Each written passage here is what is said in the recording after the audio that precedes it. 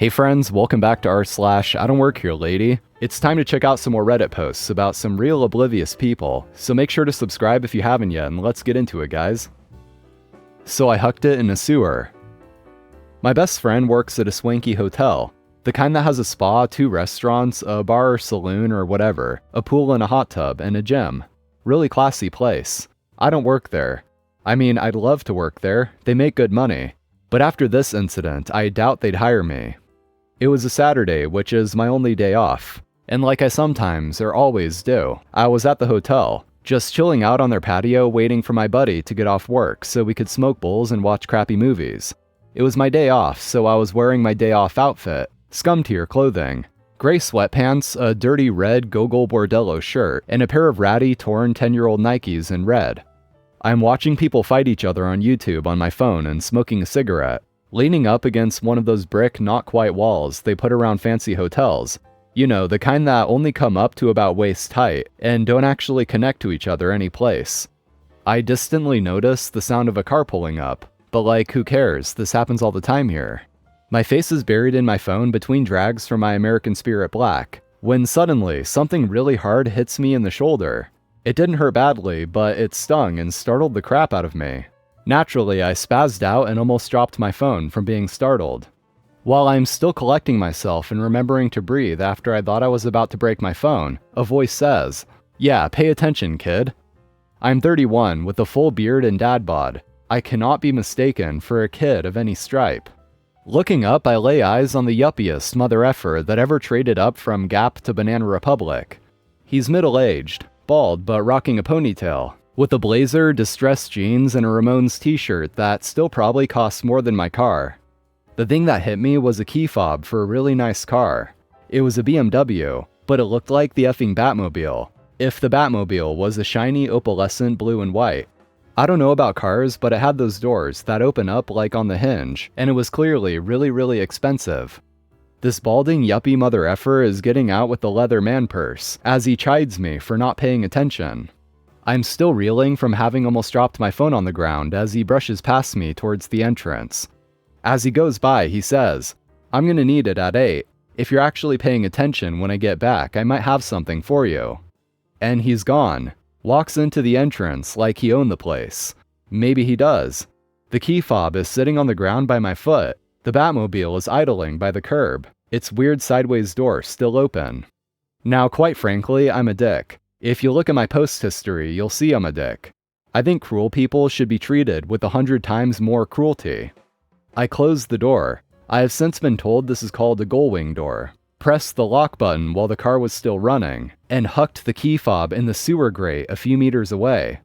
Then I just continued waiting for my buddy for another 10 minutes before he finally got out. He came out and was like, "Whoa, whose car is that?" I shrugged. Probably some asshole. And then we left.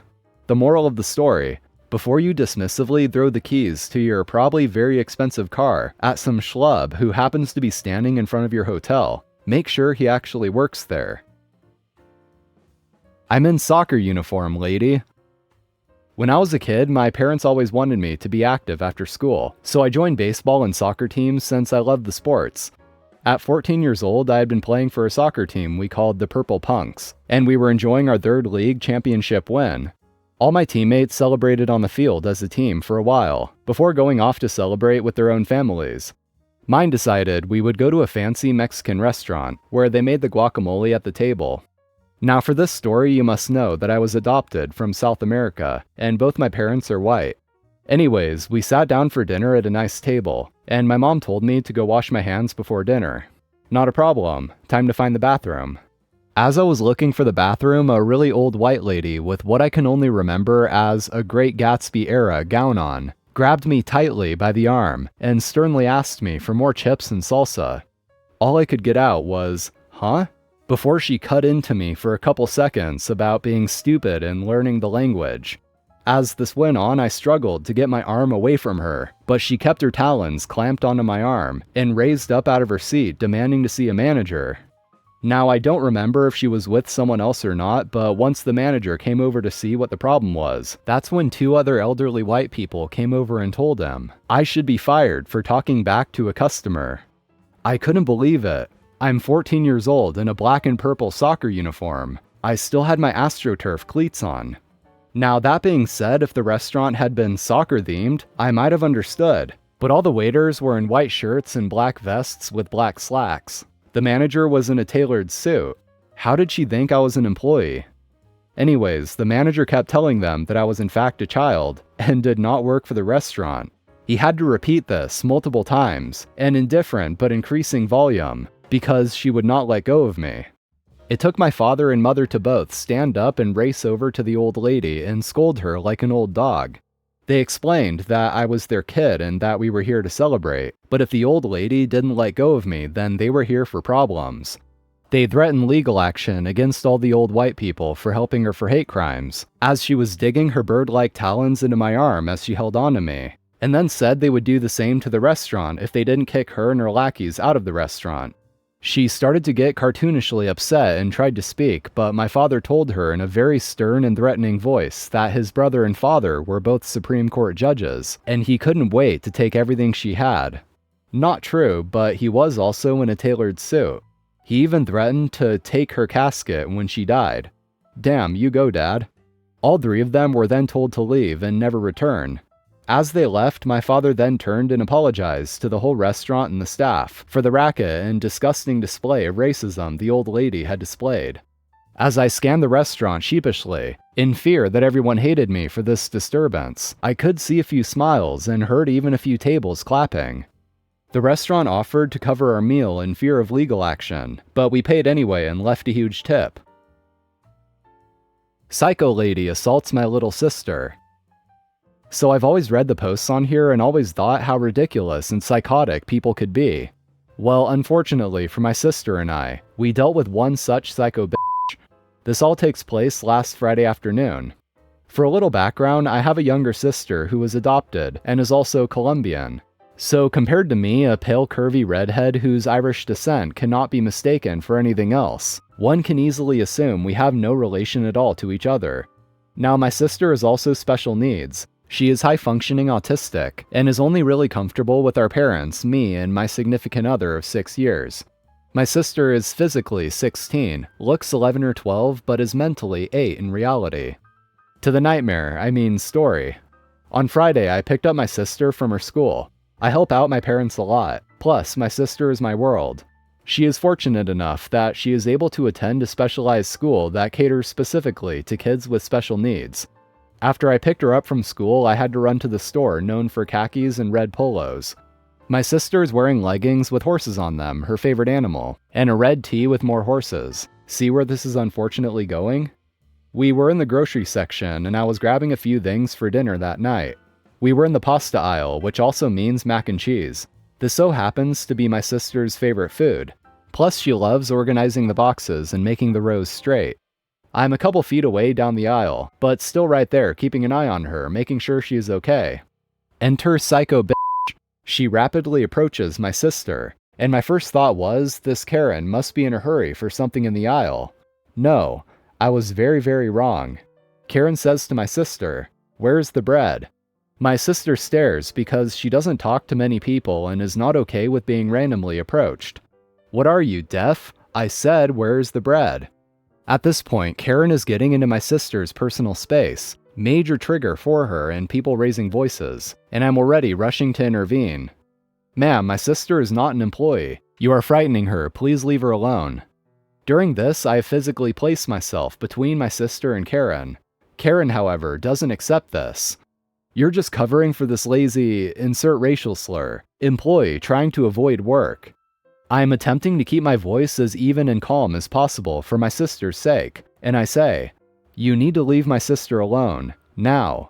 You have entered her personal space and continually raised your voice. She is clearly not dressed like an employee and is acting less like one. Furthermore, you need to respect my sister, and no one, worker or not, should be talked to like you just did to a little girl." "Well, I never. She is being a lazy R-word and needs to do her job." And more racial slurs plus ranting here. I don't remember all she said because I was still keeping an eye on my sister and was more concerned with her. During all this, my sister is now hidden behind our shopping cart and is rocking back and forth while covering her ears. Karen, realizing her ranting is not getting my sister to tell her where bread is, decides the next option is to reach and grab my sister by the hair. Why she thought this would make a real employee help is beyond me. My sister starts screaming, and I immediately slap Karen's hand away and remove her from my sister. How dare you? Do you know who I am? You are a worse employee than that idiot. I'm calling the police. You assaulted me, said Karen. Go right the hell ahead, bitch. I'd like to see you try, I told her. Karen storms off to find the manager at this point. I immediately turn and try to calm my sister down and lay down with her. This helps her, and I start to hum a little. She is still upset but is starting to calm a little. Karen returns, sadly, with a manager in tow. Karen is going on and on about being assaulted and how my sister and I need to be fired, etc. Hello, what occurred? Karen is claiming you assaulted her? The manager asked. Actually, she physically grabbed my sister and yanked her hair because Karen believed my sister was an employee, despite me saying many times she is not. I had to forcibly remove Karen's hand from my sister's head, so if you call me defending my autistic sister assault, then go ahead. The manager is confused as he heard a very different story. Then Karen says, It's too late now, bitch. I didn't do anything wrong. You're just mad you failed to pretend you and her don't work here and are now losing your jobs. Karen, neither of these women work here. You assaulted this girl, and if anyone is pressing charges, it would be her. If you'd like, I can pull up security footage. Now you can either leave right now or be escorted by security. That is your choice to make. Karen, now getting the picture that she is in major trouble, tried to excuse her way out, but ultimately was forcibly removed by security, but not before getting her information. The manager offers to give us everything we needed as comped, but I was more worried about my sister and getting her out. So the manager gave us gift cards for future trips, and I got my sister back home as quickly as possible. Once home, after helping my sister calm down, I called the police and reported Karen. The manager told me he would provide the footage if needed.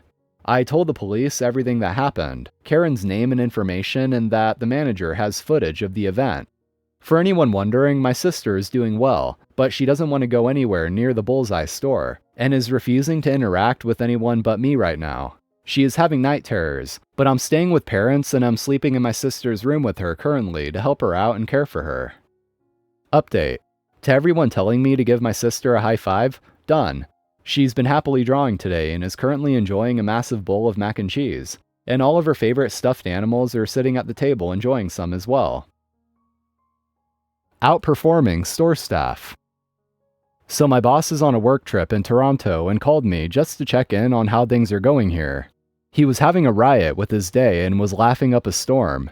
Apparently he had forgotten to pack his underwear and not enough dress shirts for his trip. Single 40-year-old guy, so no one to help him pack. So he popped out to some store to go and get himself more clothes. Now let me preface this with when we're working, he's always casually dressed, but when he's at a meeting, he looks top tier. Always. And the man is a silver-tongued devil. He could sell ice to an Eskimo. His tale told to me. He was at the store browsing some dress shirts when an older man came up to him in the store asking about hats that were on the wall beside the shirts.